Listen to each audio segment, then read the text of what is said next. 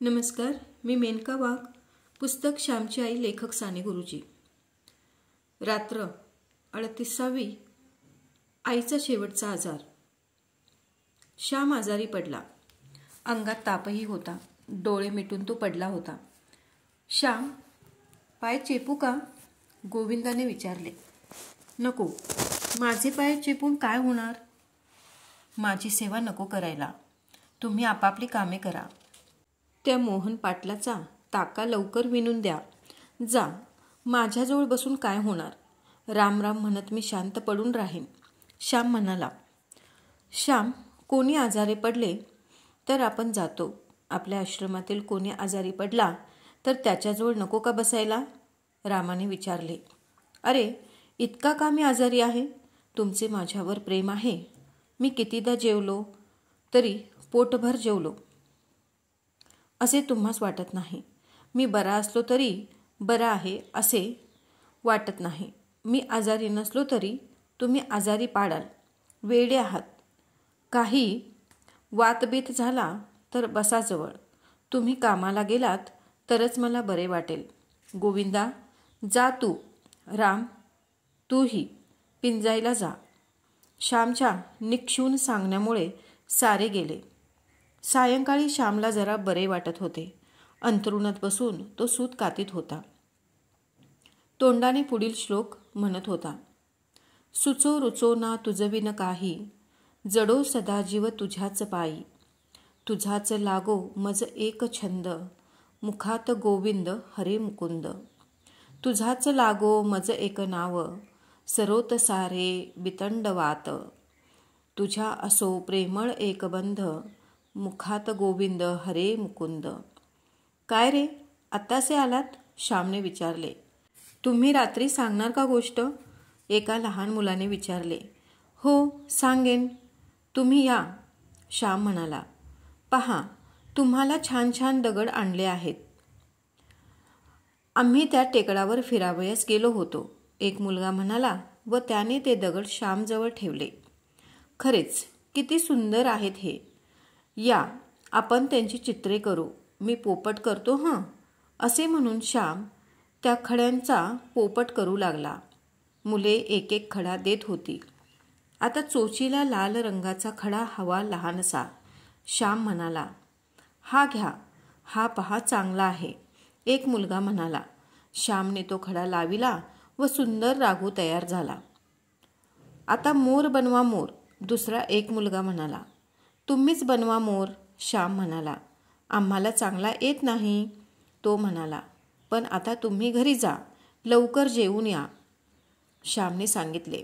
चला रे, जेवण करून येऊ, एक मोठा समजूतदार मुलगा बोलला व ती पाखरे उडून गेली. श्याम या नाना रंगांच्या खड्यांकडे पाहत बसला. या लहान खड्यात किती सौंदर्य देवाने ओतले आहे असा विचार मनात येऊन तो त्या खड्यांना हृदयाशी धरीत होता. जणू सौंदर्य सागर परमात्म्याच्याच त्या मूर्ती. भक्ताला जिकडे तिकडे ईश्वराच्या मूर्ती दिसतात ह्याचा अल्प अनुभव त्याला येत होता.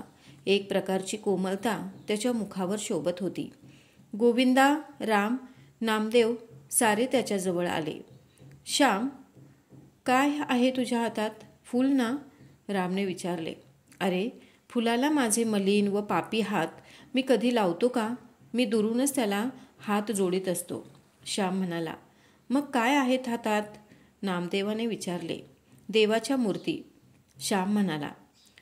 तुमची गणपतीची मूर्ती तर तुम्ही देऊन टाकली ना बाबूला? भिकाने विचारले. हो, पण माझ्याजवळ कितीतरी मूर्ती आहेत, श्याम म्हणाला. पाहू दे कसली आहे. असे म्हणून गोविंदाने श्यामचे हात धरले व मूठ उघडली. त्या मुठीतून माणिक मोते बाहेर पडली. हे माझे हिरे, हे माझे देव. लोक म्हणतात समुद्राच्या तळाशी मोते असतात व पृथ्वीच्या पोटात हिरे असतात. मला तर प्रत्येक नदीच्या वाळूत व प्रत्येक टेकडीच्या माथ्यावर हिरे व मोते दिसतात. पहा, रंग कसे आहेत. असे म्हणून श्याम मला दाखवू लागला. श्याम, आज बोलणार ना तू? रामने विचारले. हो, त्या मुलांना मी सांगितले आहे जेवून या म्हणून. त्यांनीच हे सुंदर खडे आणून दिले. त्यांनीच हा आनंद दिला व उत्साह. मी आता 2 ताससुद्धा बोलेन. प्रार्थनेची वेळ झाली असेल ना? श्यामने विचारले. प्रार्थनेची वेळ झाली होती. श्याम अंगावर पांघरून घेऊन बसला होता. प्रार्थना झाल्यावर तो बोलू लागला. जप्तीच्या वेळी आमची दुर्वांची आजी घरी नव्हती. ती कोठे गावाला गेली होती. ती परत आली. आई त्या दिवसापासून अंथरुणालाच खिळली. तिच्या अंगात ताप असे. तो निघत नसे. शुश्रूषा तरी कोण करणार? आजीला होईल तेवढ्या आजी करीत असे. राधाताई मधून मधून येत व आईला कधी मुरावळा वगैरे आणून देत, कधी पित्ताची मात्रा आल्याचा रसात देत. जानकीवहिनी, नमू मावशी वगैरे येत असे. परंतु घरात आता काम कोण करणार? शेजारच्या शरदला न्हाऊ कोण घालणार? आई जे 2 रुपये मिळवीत होती ते आता बंद झाले. वडील आले म्हणजे दुर्वांची आजी रागाने चरफडे, बडबडे. मेला स्वयंपाक तरी कसा करावयाचा? चुलीत घालायला काडी नाही, गोवरीचे खांड नाही, भाजीपाला घालायला तेल नाही, मीठ नाही, का नुसता भाजी भात उकडून वाढू? दुर्वांची आजी बोलत होती. माझे वडील शांतपणे तिला म्हणाले, नुसते तांदूळ उकडून आम्हाला वाढ. द्वारका काकू, आमची अब्रू गेलीच आहे. ती आणखी दौडू नको. त्या दिवशी आई पुरुषोत्तमला म्हणाली, पुरुषोत्तम, तुझ्या मावशीला पत्र लिही. आता अखेरच्या वेळी तीच उपयोगी पडेल. तिला लिही, म्हणजे ती येईल. राधाताईंना एक कार्ड देण्यासाठी मी सांगितले आहे. जा घेऊन ये, नाही तर इंदूलाच मी बोलावते म्हणून सांग. तीच चांगले पत्र लिहील. जा बाळ, बोलावून आण. पुरुषोत्तमने इंदूला सांगितले व इंदू कार्ड घेऊन आली. यशोदाबाई, जास्त का वाटते आहे? कपाळ चेपू का मी जरा? ती प्रेमळ मुलगी म्हणाली. नको इंदू, विचारलेस एवढेच पुष्कळ हो. कपाळ चेपून अधिकच दुखते. तुला पत्र लिहिण्यासाठी बोलाविले आहे. माझ्या बहिणीला पत्र लिहावयाचे आहे. सखूला, तिला माझी सारी हकीकत लिही व मी बोलाविले आहे म्हणून लिही. कसे लिहावे ते तुलाच चांगले समजेल. आई म्हणाली. इंदूने पत्र लिहिले व वर पत्ता लिहिला. पुरुषोत्तम ते पत्र पेटीत टाकून आला. इंदूचा मुलगा घरी उठला म्हणून इंदू निघून गेली. बाळ, पाणी दे रे, आई माझ्या लहान भावाला म्हणाली. तो एकदम तोंडात ओतू लागला. चमच्याने घाल रे तोंडात, संध्येच्या पळीने घाल. चमचा नसला कुठे तर, असे आईने सांगितले. असे पुरुषोत्तमने पाणी घातले. या जानकीवहिनी, या हो, बसा. जानकीवहिनी समाचाराला आल्या होत्या. पाय चेपू का जरा? त्यांनी विचारले. चेपू बिपू नका, ही हाडे. जानकीबाई, चेपल्याने खरेच जास्त दुखतात. जवळ बसा म्हणजे झाले. आई म्हणाली. आवळ्याची वडी देऊ का आणून? जिभेला थोडी चव येईल. जानकीबाईंनी विचारले. द्या तुकडा आणून, क्षीण स्वरात आई म्हणाली. चल पुरुषोत्तम, तुझ्याजवळ देते तुकडा, तो आईला आणून दे, असे म्हणून जानकीवहिनी निघून गेला. पुरुषोत्तमही त्यांच्याबरोबर गेला व त्यांनी दिलेली आवळ्याची वडी घेऊन आला. आईने तोंडात लहानसा तुकडा धरून ठेवला. पुरुषोत्तम जवळ बसला होता. जा हो बाळ, जरा बाहेर खेळ बिळ. शाळेत काही जाऊ नकोस. मला बरे वाटेल त्या दिवशी आता शाळेत जा. येथे कोण आहे दुसरे? असे त्याच्या पाठीवर हात फिरवीत आई म्हणाली. पुरुषोत्तम बाहेर खेळावयास गेला. तिसरे प्रहरी नमू मावशी आईकडे आली होती. आईची ती लहानपणाची मैत्रीण, ती गावातच दिली होती. दोघी लहानपणी भातुकलीने हंडी बोरखड्याने खेळल्या होत्या. दोघींनी झोपाळ्यावर ओव्या म्हटल्या होत्या. दोघींनी एकत्र मंगळागौर पूजली होती. एकमेकींकडे वसोळ्या म्हणून गेल्या होत्या. नमू मावशीला आईकडे वरचेवर येता येत नसे. तिचे घर होते गावच्या टोकाला. शिवाय तिलासुद्धा मधून बरे नसे. ये नमू, कसं आहे तुझं? तुझ्या पायांना जरा सूज आली होती, आता कशी आहे? आईने विचारले. बरे आहे. चाफ्यांच्या पानांनी शेकविले. सूज ओसरली आहे. पण तुझं कसं आहे? अगदीच हडकलीस, ताप निघत नाही अंगातला. नमू मावशी आईच्या अंगाला हात लावून म्हणाली. नमू, तुझ्याबरोबर पुरुषोत्तम येईल. त्याच्याबरोबर तांबलीभर तेल दे पाठवून. तेलाचा टाक नाही घरात. द्वारका काकू ओरडते. तुला सारे समजते. मी सांगायला नको. तू तरी का श्रीमंत आहेस? गरीबच तू, परंतु परकी नाहीस तू मला, म्हणून सांगितले. आई म्हणाली. बरे हो, त्यात काय झाले? इतके मनाला लावून घेऊ नकोस. सारे मनाला लावून घेतेस. तुझे खरे दुखणे हेच आहे. मुलांना हवीस हो तू, धीर धर. नमू म्हणाली. आता जगण्याची अगदी इच्छा नाही. झाले सोहाळे तेवढे पुरे. आई म्हणाली. तिन्ही सांजेचे असे बोलू नको ग. उद्या की नाही तुला गुरगुल्या भात पोटात करून आणीन. खाशील ना? नमू मावशीने विचारले. नमू, डोळे मिटावे हो आता. किती ग ओशाळवाने लाजीरवाणे हे जिने. आई डोळ्यात पाणी आणून म्हणाली. हे काय असे? बरे होशील हो तू व चांगले दिवस येतील. तुझे श्याम गजानन मोठे होतील. गजाननला नोकरी लागली का? नमूने विचारले. महिन्यापूर्वी लागली, परंतु अवघा 19 रुपये पगार. मुंबईत राहणं. तो खाणार काय, पाठविणार काय? शिकवणी वगैरे करतो. परवा 5 रुपये आले हो त्याचे. पोटाला चिमटा घेऊन पाठवीत असेल, आई सांगत होती. श्यामला कळविले आहे का तुमच्या दुखण्याचे? नमूने विचारले. त्याला कळवू नका असे मी त्यांना सांगितले. तिकडे बिचारा अभ्यास करीत असेल. उगीच कशाला त्याला काळजी. येण्याला पैसे तरी कोठे असतील त्याच्याजवळ. येथे आला म्हणजे फिरून जाण्याच्या वेळी हवेत पैसे. पैशाशिवाय काही लांबची येणीजाणी होतात. येथे कापात जवळ होता. वाटेल तेव्हा येत असे, परंतु विद्येसाठी लांब गेला. त्याला देव सुखी ठेवो म्हणजे झाले. माझे काय? आई म्हणाली. नमू मावशी निघाली. कुंकू लावू ग. येथे कोनाड्यात करंडा आहे, आईने सांगितले. नमू मावशीने स्वतःच्या कपाळी कुंकू लावले व आईलाही लावले व ती निघून गेली. आई, हे बघ मावशीचे पत्र. मला सारे लागले. वाचू मी? असे म्हणून पुरुषोत्तमने मावशीचे पत्र वाचून दाखविले. मावशीचे अक्षर सुवाच्य व ठसठशीत असे. मावशी येणार होती. आईला आनंद झाला. इतक्यात इंदू आली. इंदू, उद्या येणार हो सखू. तू पत्र लिहिले होतेस ना? हे बघ तिचे पत्र. दे रे इंदूताईला, आई पुरुषोत्तमास म्हणाली. इंदूताईने पत्र वाचले व म्हणाली. मी पाहीन त्यांना. तुम्ही त्यांच्या गोष्टी सांगत असा. वाटे की केव्हा त्यांना बघेन. इंदीच्या आईने इंदूला हाक मारली. पुरुषोत्तम, चल आमच्याकडे. आईने सांजा केला आहे. चल, इंदू म्हणाली. जा बाळ, त्या परक्या नाहीत हो असे आईने सांगितले तेव्हा तो गेला. माझ्याजवळ तुझे असे हे हाल. तुला नीट खायला प्यायलाही मला देता येत नाही. मी अभागी आहे. काय करू मी तरी? वडील आईजवळ बसून म्हणत होते. हे काय असे? तुम्ही जर हातपाय गाळून रडायला लागलेत तर धाकट्या पुरुषोत्तमाने काय करावे? पुरुषांनी धीर सोडता कामा नये.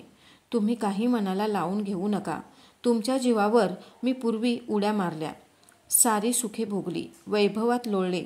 मला काही कमी नव्हते हो. आले आहेत 4 कठीण दिवस. जातील. मी पाहिले नाही तरी मुलांचे वैभव तुम्ही पहा. तुमच्या डोळ्यात मी येऊन बसेन हो असे आई बोलत होती. तू सुद्धा बरी होशील सखू. येत आहे. ती तुला बरी करील, वडील म्हणाले. कशाला खोटी आशा देता? आतून झाड पोखरले आहे सारे. ते पडणारच हो. माझे सोने होईल. भरल्या हातांनी मी जाईन. सुवासनी मी जाईन. तुम्हाला कोण म्हणून फक्त वाईट वाटते. नाहीतर काय कमी आहे? तुमच्या मांडीवर तुमच्याजवळ मरण यावे याहून भाग्य कोणते? या भाग्यापुढे सारी सुखे तुच्छ आहेत. या भाग्याच्या आनंदामुळे सारी दुःखेही मला आनंददायकच वाटतात. असे बोलत आईने वडिलांच्या मांडीवर आपला कढत हात ठेवला. बोलण्याने आईला थकवा आला होता. थोडे पाणी द्या ना तुमच्या हाताने, आईने प्रेमाने सांगितले. वडिलांनी झारीने थोडे पाणी तोंडात घातले. तुमच्या हातचे पाणी म्हणजे पावनगंगा. अमृताहून ते गोड आहे. बसा आज माझ्याजवळ. जाऊ नका कोठे. मी डोळे मिटून तुमचे ध्यान करते हो. असे बोलून वडिलांचा हात हातात घेऊन आई डोळे मिटून ध्यान करू लागली. फार थोर, गहिवर आणणारे पावन असे ते दृश्य होते. इतक्यात राधाताई आल्या. तेथे वडील बसलेले पाहून त्या परत जात होत्या. या इंदूच्या आई, या म्हणून विनयशील वडील बाहेर उठून गेले. राधाताई आईजवळ बसल्या. आईच्या केसांवरून त्यांनी हात फिरविला. केस जरा सारखे केले. पहाटे येणार वाटतं तुमची बहीण, त्यांनी विचारले. हो, पत्र आले आहे. इंदूने वाचले, आई म्हणाली. तिनेच सांगितले, बरे होईल. प्रेमाचे माणूस जवळ असले म्हणजे बरे वाटते. राधाताई म्हणाल्या, सारी प्रेमाचीच माणसे आहेत. ते जवळ आहेत. तुमचा शेजार आहे. आणखी काय पाहिजे? आई म्हणाली. थोडा वेळ बसून राधाताई निघून गेल्या. मावशी पहाटे येणार होती. पुरुषोत्तम किती लवकर उठला होता. तो सारखा गाड्यांचा आवाज ऐकत होता. बोटीची माणसे घेऊन येणाऱ्या बैलगाड्या पहाटेच्या सुमारास पालगडला येत. जरा कवाडीशी गाडी थांबली असे वाटताच पुरुषोत्तम धावत जाई व पाही, परंतु गाडी पुढे निघून जाई. शेवटी एक गाडी आमच्या बेड्याशी थांबली. आपल्याच बेड्याशी थांबली रे, आजी म्हणाली. दुर्वांची आजी पोतेरे घालीत होती. पुरुषोत्तम धावत गेला. वडीलही पुढे गेले. होय, मावशीच आली होती. पुरुषोत्तम करड्डी घेऊन आला. वडील ट्रंक घेऊन आले. मावशी वळकटी घेऊन आली होती. भाडे घेऊन गाडीवर निघून गेला. आई, मावशी आली ना, ही बघ, खरेच आली. आईला हलवून पुरुषोत्तम म्हणाला. पहाटेच्या वेळेला आईला स्वप्न पडत होते. आली, माझी वाट मोकळी झाली असे आई म्हणाली. अर्धवट शुद्ध अर्धवट जागृती होती. मावशी आईजवळ बसली. कितीतरी वर्षांनी बहीण बहिणीला भेटत होती. आईची दशा पाहून, तो अस्थिचर्ममय देह पाहून मावशीचे डोळे भरून आले. अक्का, मावशीने हाक मारली. त्या हाकेत, त्या 2 अक्षरात मावशीचे प्रेम व उदार अंतकरण ओतलेले होते. आलीच सखू, बस, तुझीच वाट पाहत होते. म्हटले, केव्हा येतेस? पण आलीस लवकर. प्राण कंठी धरून ठेवले होते. म्हटलं, तू येशील व ही मुले तुझ्या ओटीत घालून, तुझ्या पदरात घालून जाईन. सखू, आई रडू लागली. अक्का, हे काय वेड्यासारखे? मी आले आहे. आता बरी होशील हो. तुला बरे वाटू दे. मग तुला व पुरुषोत्तमला मी घेऊन जाईन. आता मला नोकरी लागली आहे. मावशी म्हणाली. नको हो, आता कोठे येणे जाणे. आता फक्त देवाकडे जाऊ दे. या मठीतच कुडी पडू दे. मी आग्रह करून झोपडी बांधविली. ही स्वतंत्र झोपडी बांधविली. येथेच माझ्या राजवाड्यातच देह पडू दे. यांच्या मांडीवर तू जवळ असता मरण येऊ दे. माय मरो व मावशी जगो असे म्हणतात. ते खरे ठरो सखू. तुला ना मूल ना बाळ. तुझा संसार देवाने आटोपला. जणू माझ्या मुलांसाठीच तुला त्याने निर्माण केले. माझ्या मुलांचे सारे तू कर. तूच त्यांची आई हो. आई बोलत होती. अक्का, हे काय असे? बोलू नकोस. बोलण्याने त्रास होतो. जरा पड. मी थोपटते हां. असे म्हणून मावशीने बरोबरीचे ब्लँकेट आईच्या अंगावर घातले. चौघडी व गोधडी याशिवाय तिला काही माहीत नव्हते. मावशी आईला खरोखरच थोपटीत बसली. गंगा व यमुना यांचे पावित्र्य तेथे होते. उषा आणि निशा यांच्या भेटीचे गांभीर्य होते. धन्यवाद.